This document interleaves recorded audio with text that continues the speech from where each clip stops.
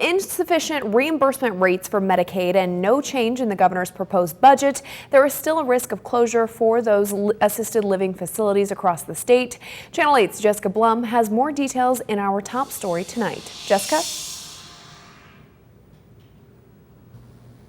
Yeah, a majority of those nursing home residents rely on Medicaid to pay for their care. Many in the industry were waiting to see if Governor Pillen would increase Medicaid funding, but the rates were kept the same from the last year. In the meantime, State Senator Myron-Dorn is introducing two bills to increase Medicaid for both nursing homes and assisted living facilities.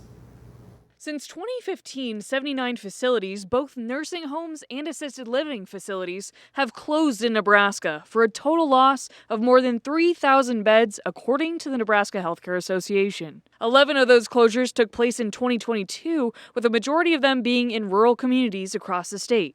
Experts say the problem is that Nebraskans are in need of expensive care but have run out of resources, something Medicaid should be able to help with.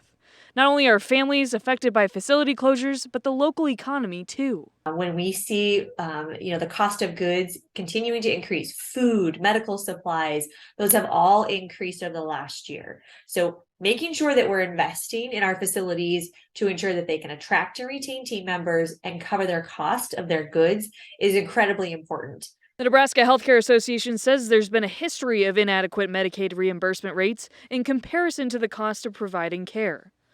Last year, nursing home rates were increased by just over 25% and assisted living facilities by nearly 16% for the 2023 fiscal year. Governor Pillen has kept those rates the same in his budget, so some have had to shift their plans.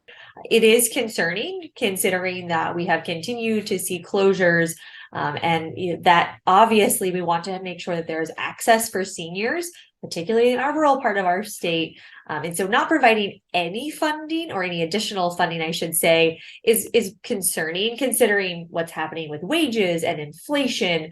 The thought that you wouldn't allocate any additional dollars seems like I said, concerning.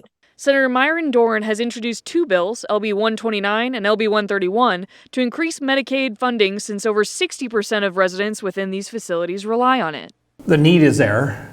They have the workforce needs. They have staffing shortages. We had 15 of them closed in like the last 2-3 years. We're going to have more. The governor's budget proposal includes $17.5 million of ARPA funding over the next 2 years to help nursing homes with enhancing employment and recruitment.